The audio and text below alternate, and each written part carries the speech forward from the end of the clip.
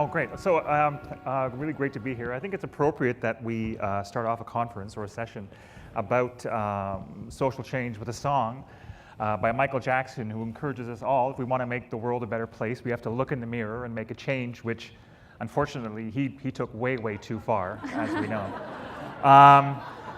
But that song was also another $2 donation, thank you very much, to United Way Canada. Our agency, Manifest, is the official conference sponsor of the word change. That's the word change, of course. And every time it's spoken, that we make a dollar donation. We're getting behind that word for a lot of reasons, mostly because of what we've been doing for over 30 years as a company, has been working to get the hardest thing in the world happen with people, and that's to make people change. Of course, we're all in that together. And we do it through ideas and strategies and communications. And sometimes we do it ourselves. Great.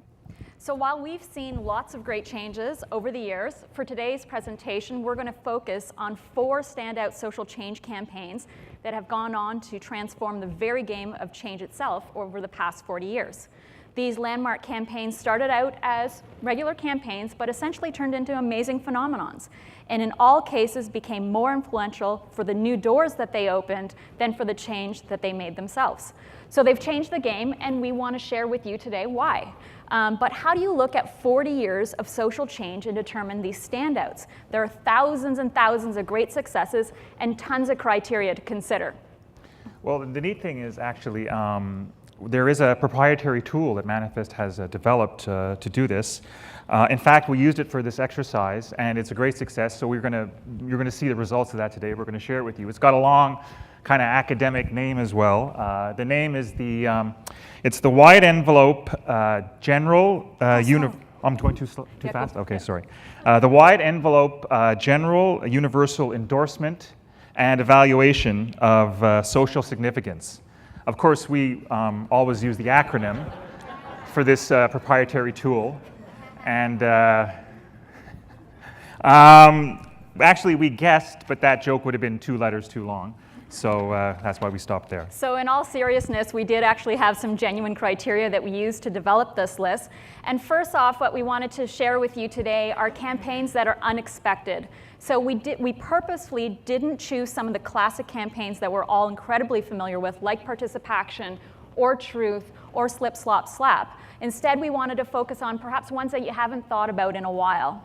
We also have 4 campaigns from the past 4 decades, and we'll start with the 70s, which obviously is the birth of social marketing as a discipline.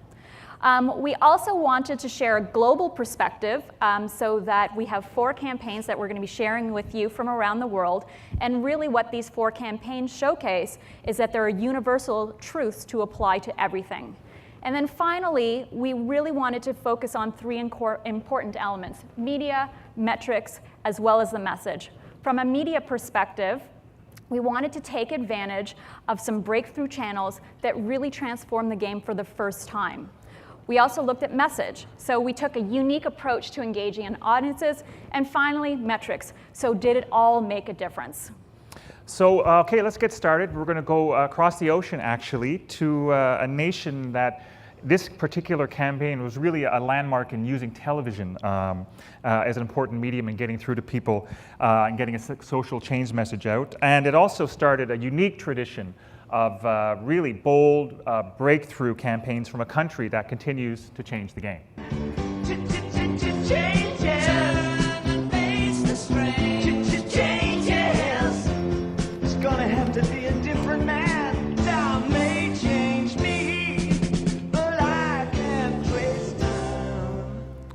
It's amazing how these songs all have, it's incredible how they actually work with what I'm saying. I don't know how that happened. But that, of course, was David Jones, who changed his name to David Bowie to make his change happen and change his look every 3 weeks. That was his thing.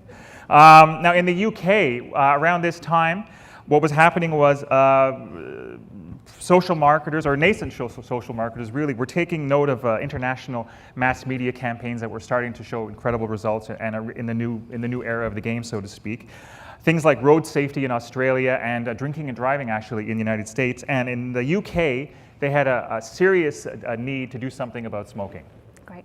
So in the early 70s, the Health Education Council embarked on their first mass media social marketing campaign to encourage people to quit smoking.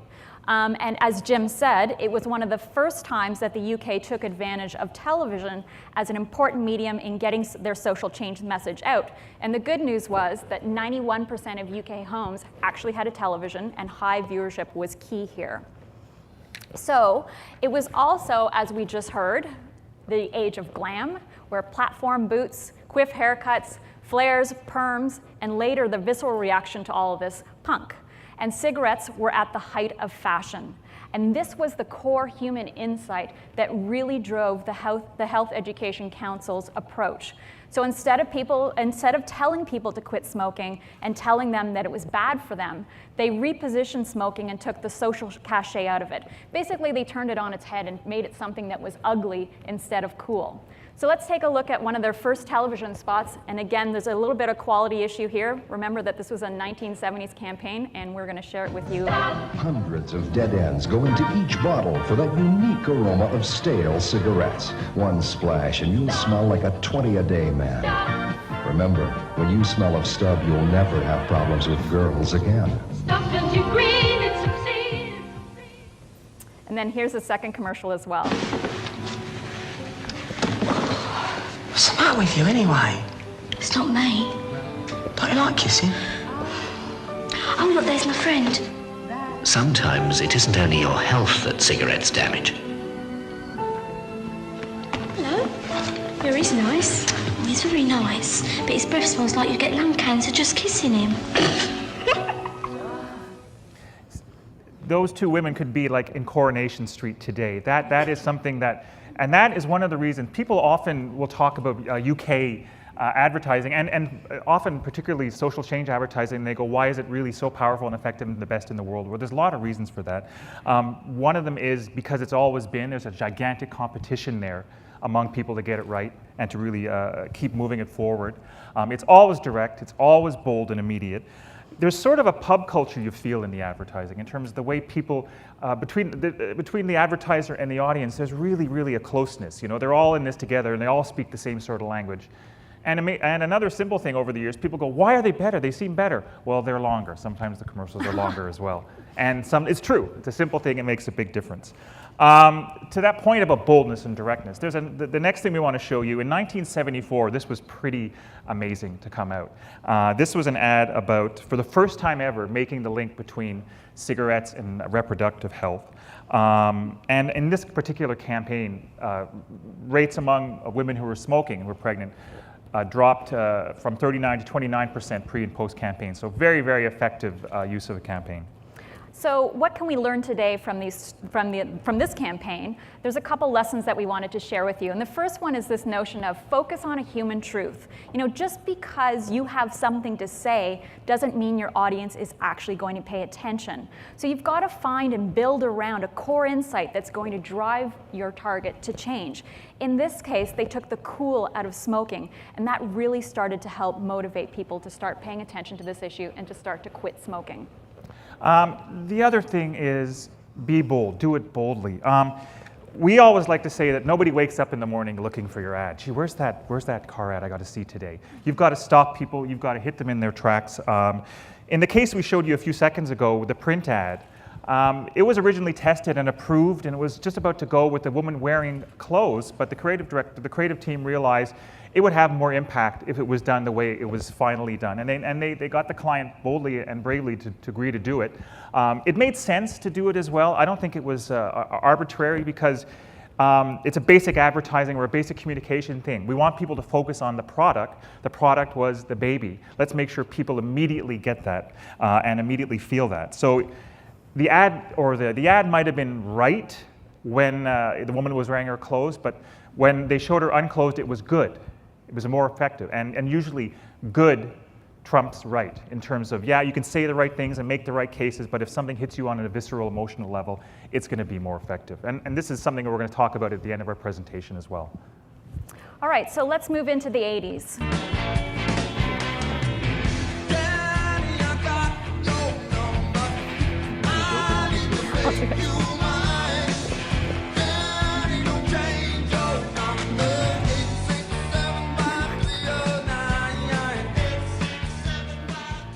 So yes, that song is going to be in your heads for the entire afternoon. And despite the song, Jenny did in fact change her number. In fact, Jim called her this morning, and the person that answered said some things that we probably shouldn't repeat here. So this next example that we're going to show you is an anthem that truly paved the way for pop culture and celebrities to have a major impact on social issues.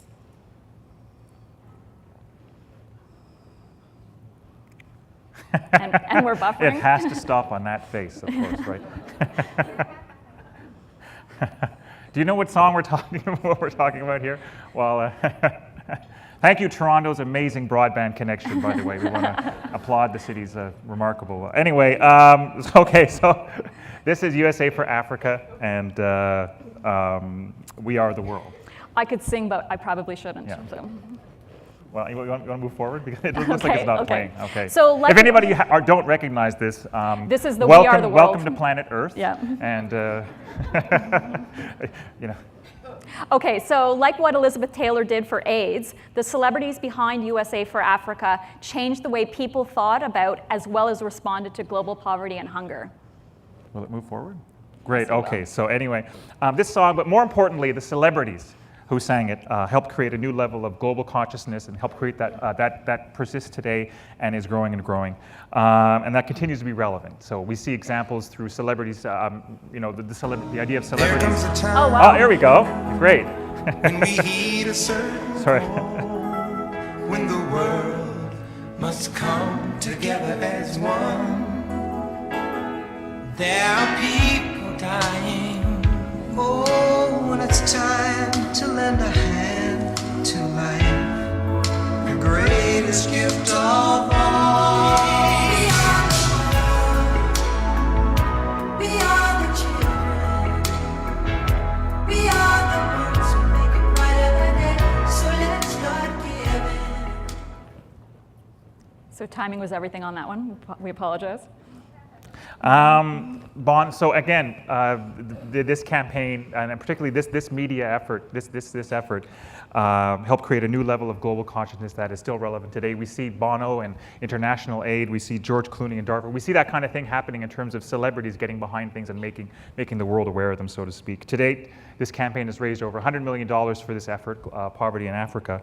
But more importantly, what it did was, it was one of the first times really that it sort of helped people realize, have a different take about this situation and about Africa in terms of not being someplace a zillion miles away where I don't really know anybody or care about it. Two, holy mackerel, we're all one big world. My actions can impact there and I can do something. So what lessons can we learn from this example? Number one, you don't have to be first, because certainly this song wasn't. It wasn't the first cause-related song or even the first big concert. But what it was the first and major celebrity sensation. And it truly did set the stage for how pop culture influences social issues, and it continues to do so today. Secondly, it's also really important to think about authorship. When you're crafting your message. This worked because people we idolized told us to care about this issue, and we believed them. Up until this point, this was an issue that was talked about on the 6 o'clock news, and it was something that we just really didn't feel we needed to pay attention to. So it took literally the biggest celebrities and stars in the world, especially the celebrity-crazy US and US media, in order for us to start to pay attention on this issue. And of course, they did so in a medium that everybody understands, which is a song. Who delivers your message and how is just as important as what you say. And this, of course, doesn't mean that usage of celebrities is an automatic. A lot of nonprofits and a lot of efforts do that automatically. And it doesn't really, there are many reasons not to do it, of course. And usually because it tends to overshadow the message and the rest of the essentials of creating powerful marketing communications, etc., are kind of overlooked because we've got this great person who's going to do this thing. But it really has to be a harmony of spheres, which is what this was. Something else that also really worked in this particular effort is something that is often overlooked by what we'll call the creative community, so to speak, or agencies or that sort of thing, is the power of sentimentality and good old schmaltz. When this effort came out, there were huge detractors from all over because who decried the commerciality of it, which is to what we say, or to this we say, duh, no kidding. It has to be commercial. It has to work like this. This is all about raising awareness and raising money, so the ingredients were perfect. And again, an example of something that was good versus something that might be right. Okay, and speaking of sentimentality, and here come the 1990s. Follow the Moskva down to Gonky Park, listening to the wind of change.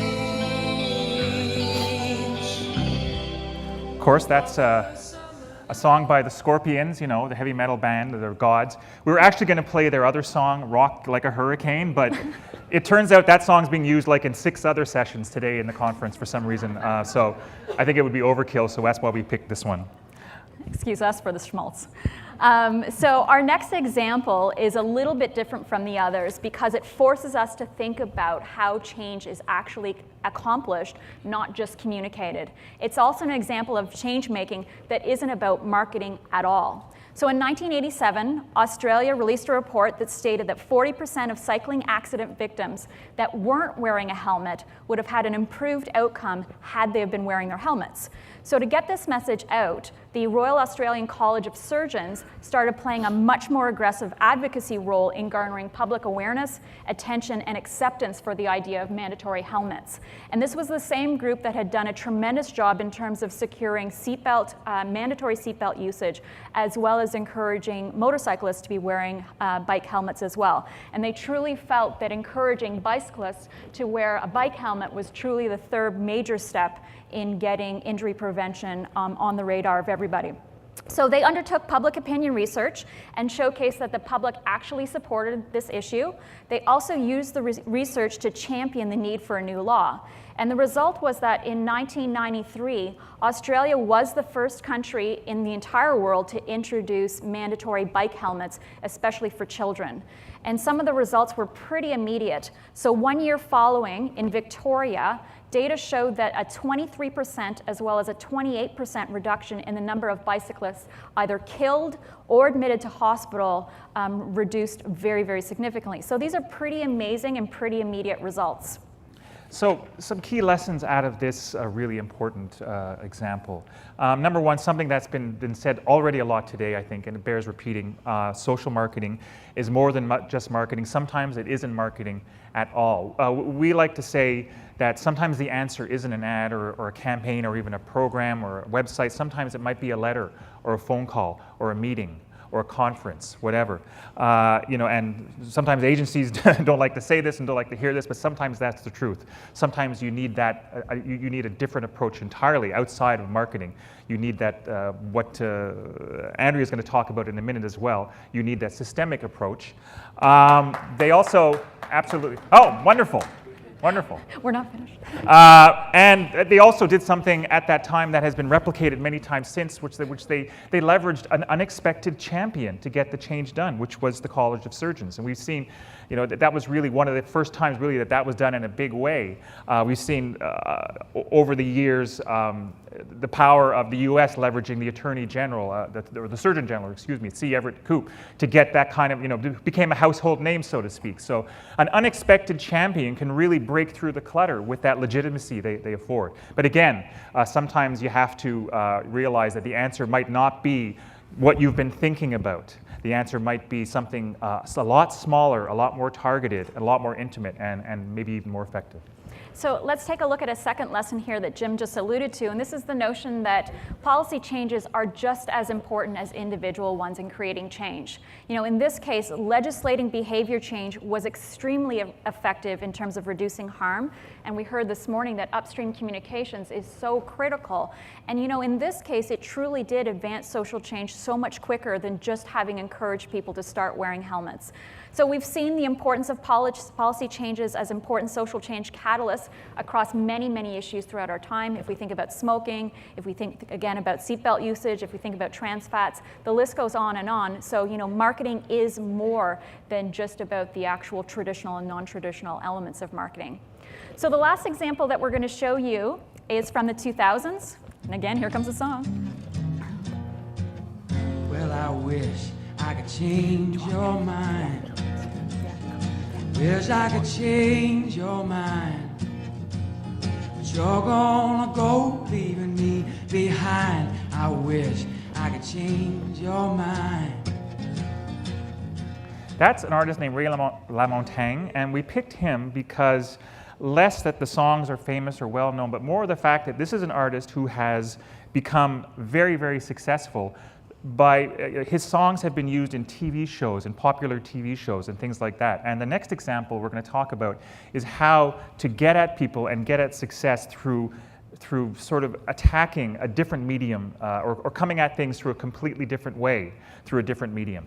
So exactly that. So while the creative that we're about to show you was a very, very famous campaign, that's only one part of its success. It's really how it seized on a major new communications channel in order to get its message out and really to make it a true sensation. It also signaled the rise of corporate social responsibility.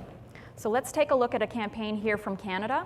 It started off in 2006, and it really was a 75-second film to promote their newly created Dove Self-Esteem Fund. What they did was they spent $50,000 creating a video, and instead of running it as a TV spot in terms of a regular television commercial, they decided to post it on this amazing new platform that had just launched the previous year. And it got this incredible attention for the simple fact that it allowed regular folk to post and view what they wanted. Let's take a look at this. Oh. What a letdown. Wow. Thank you to our sponsor, TELUS. Anyway, okay, well, I guess we're going to, it'll play in a minute or so. Should I continue? He can go back. We'll come back. I'll go back. We'll come back to it. We're talking about, I think many of you are familiar, you'll probably see it in about 75 seconds or so. Yeah. It's called Dove, it was called Evolution, and it's a video that shows a woman walks into a model walks into a recording studio or a photographic studio. It looks like any young woman on the street, and is photographed and then digitally manipulated. You see her being manipulated for 30 or 40 seconds, and she's turned into a beautiful, fantastic spokesmodel sort of thing. And the reason that, one of the reasons really that this particular thing just connected in such a gigantic way wasn't the fact that it was vilifying the beauty industry, which had been vilified for years, of course, by so many different people and so many platforms. It was the fact that, again, that harmony of the spheres, it hit at a time when YouTube was exploding, when people, the general people, had the power to themselves get involved in that platform, where people were experimenting with Photoshop and technology and video themselves. So they were so in tune with this particular thing that they were showing, which was kind of pulling the curtain back and showing, here's how it's done. So people were at the right time, when they themselves were fascinated with technology as well. Along comes this thing that's about that. That's about the use of technology to make us rethink things. A very simple idea, though.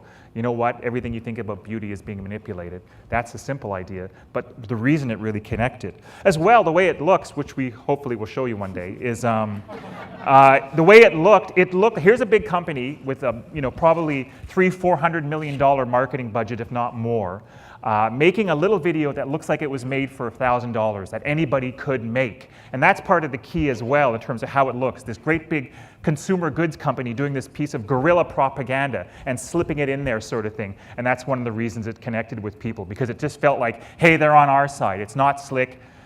Interestingly enough, previously at the Super Bowl, they spent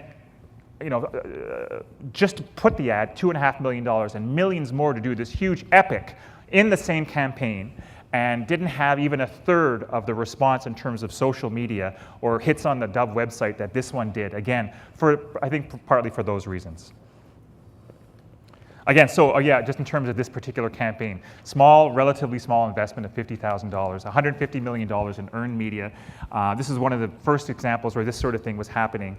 I think today it would be even more. Oh, here we go.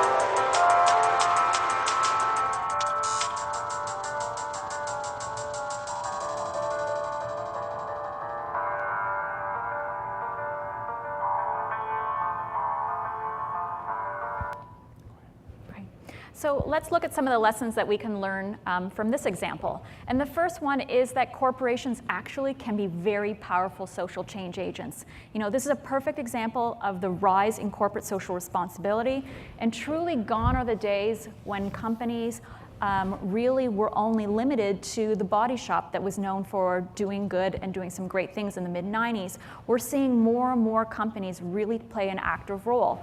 Also gone are the days when companies were seen to only do good things to hide bad things that they'd done. You know, today's customers are expecting companies to be good corporate citizens, and they will certainly reward those for being that as well. You know, for Dove, if we take a look at some of their results, you know, Jim shared a few of them, but truly this campaign is credited for double-figure growth sales in Dove product, as well as Unilever reported that its overall sales in the period following the launch of this commercial or this film rose by 5.8%. So for the company, that was some pretty good news. In terms of for the issue, this campaign got people talking about the issue of self-esteem and media literacy like never before. Certainly win-win. If we take a look at a second lesson, you know, promotions need programs. If we take a look at this spot, and if it was only a viral spot, we'd say, you know what, that was a pretty good marketing success. But what made this a social marketing success was the comprehensive program behind this promotion. You know, the Campaign for Real Beauty had a whole suite of international programs for girls, women, as well as mentors. You know, I'm a Girl Guide leader, and I actually, when this campaign first came out, I ordered all the materials, had a number of sessions with my girls, and it was a huge hit. It was an issue that girls wanted to talk about, and Dove actually had the materials in order to support and facilitate that conversation. So these workshops, these workbooks, these amazing reports that they were putting out there made sure that Dove's commitment was more than just a superficial commitment to the cause. So while I just talked about the need for promotions needing programs, programs also need promotions. Far too often we spend so much time creating a great program, but if nobody knows about it, it's all for naught. So we really need to make sure that we invest as much time in the promotional strategy of our programs as in the actual development of them. So we're going to wrap up here. We've shared some you know, really powerful and important campaigns, and some, of course, some important lessons, but some really, really neat creative too. And we thought we'd leave you with a kind of a checklist that we use, or we like to use, which is we call the 7 Habits of Highly Effective Creative. And it's sort of things that we think about and things that I think you can use when both creating and really evaluating as well the things that are being shown to you, the things, the tactics and the creative and the ideas that you're going to be presented with and or creating or thinking of using. So some points we kind of made earlier today, you might hear them again, but some are new as well. So let's quickly go through them. Number 1, tell a truth. Now, most effective communication, this is our first thing I think that we talked about today, are kind of built on an insight about human nature, a truism, a fact about our world that gets people's heads nodding and opens their eyes. You know, beauty is manufactured, helmets save lives, kissing a smoker is like licking an ashtray. That was a big quote. That those sort of truths that you can use that suddenly people intuitively know, and you can build on that. Number 2, trust your gut. Often when people are evaluating and looking at work, can you go ahead? Oh, I'm sorry. Trust your gut. I was so fascinated by what you were saying. Oh, isn't that nice? Often when people are looking at work and evaluating work, they'll have a visceral reaction and they'll immediately discount it. And unfortunately, very often, it's the negative visceral reactions that people trust versus the positive ones, which is unfortunate because really, if something moves you, people think when they're evaluating work or looking at work or creative, they have to be analytical and strategic, and I've got to think, is this going to move this and this going to move that? No, you don't. You really got to trust your gut, because if it moves you, it'll tend to move others as well. Again, it's unfortunate that people tend to trust the negative ones, but not the positive one that really moved them. They get a sudden feeling of doubt, which is unfortunate because if something doesn't move you, it probably won't move the market. This is another one we talked about briefly, right versus good. In the old days of Hollywood, there used to be an expression when a movie was made and it was it didn't really connect on an intellectual or emotional level. They'd say, how was it? They said, and people would go, well, they filmed the script. in creative and advertising, that kind of stuff that we do, they filmed the brief would mean presenting something that might make a good case, might even be persuasive and have all the right content, but it doesn't, again, affect or hit or have that human truth to it, so it's not going to be effective because it's not going to be good. The fourth one is take the subway. This is something that occurred to me. I live in this city, Toronto, and one day on a Sunday, I was on the subway and I looked around in the car and I realized, you know what, I'm probably the only person in this car that was born in Canada. You know, it was a very, very multicultural city and country we live in. So when you're communicating to a wide group, it's really important when you're, particularly in messaging, but in everything you're doing, to really make sure your ideas aren't riding on cultural notions or cliches or turns of phrase or ideas that a lot of people aren't going to get, period. Like, we are the world. Duh. Everybody understands that. Everybody gets that. Don't wimp out is the next one. Again, we talked about, you know, nobody waking up in the morning to look at your work. It's not about being provocative. It's about not getting ignored. One sentence. If you can't explain what you want to do in one simple sentence, then it's not simple and it's probably not good. So smoking actually makes you uncool. Women's ideas of beauty are actually manipulated. Simple, simple ideas. And finally, tell me something I don't know. This is one of the best ways for your communications to make friends. When they inform people, you know that when you're smoking, your baby is smoking. That really, really connected with people. I didn't know that. Wow, that's a really simple, effective, smart way to start to win people over when you can do that for them. So this session promised to be a fun, fast, and insightful look at the past 40 years. Hopefully we delivered against that. Hopefully we also had a chance to share a few lessons that you can learn and take home as you work to advance social change. And the final comment that we wanted to make was we've just made 64 mentions of the word change, so we're donating $64 to the United Way of Canada. And there we go. Thank you. Okay, so thank you. Thank you very much. Yeah.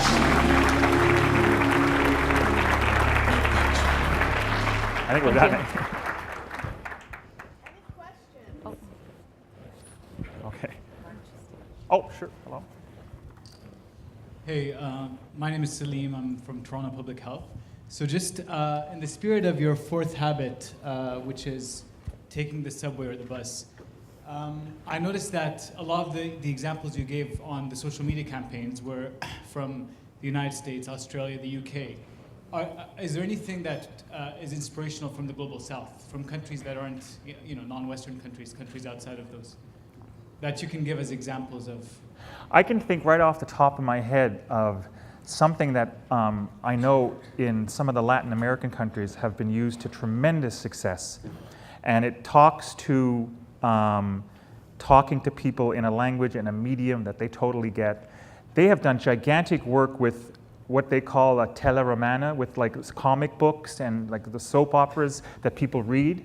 These have impacted. These have been used for things like, for teaching women, particularly aimed at women, for teaching them about how to leave an abusive relationship. For AIDS prevention has been gigantic for that as well. So that's an example of something that I've seen has been tremendously effective and also really innovative, and also talks to a couple of things we talked about. You know what? You don't need to do a big TV commercial. It doesn't need to look fancy. Here it is. Get it in their hands. Watch them. The gentleman who spoke before us talked about watching people, and then learning from that. Well, that's an amazing example of that, I think. Oh, okay. When you were going through the various periods and you got to the YouTube example, one of the things that occurred to me that I've often used in my class is the use of regular media content, and it ties to this notion of using soap operas in a lot of developing parts of the world to get across family planning stories and a number of other things that are built within the soap operas that the key target audiences watch every day. The one in my classroom is the teen pregnancy campaign. And they've spent just huge amounts of their budget talking to script writers and people in television with programs aimed at young women mainly, and young men, but building the storylines, because they're looking for something to say in the darn programs all the time. And they're quite interested in doing sort of socially responsible things that advance their plots. And I think that's an important trend that we could use in a lot of other programs. And I think that's a perfect example of how you're seeing, the commercial marketing world was the first to kind of enter the world of product placement. So you walk to American Idol and, it's the Coca-Cola glass in front of them. So it's using some of those amazing breakthrough opportunities that are already out there in the world. How can we as social marketers use that insight as well? Let's take a look at, We Are the World and USA for Africa. That wasn't about a television commercial. It was about popular songs of the day and really using that medium in order to break through with its audiences. And it doesn't have to be just traditional advertising to do that. Great. Thanks, everyone. Thank you very much. Thank you. Thank you.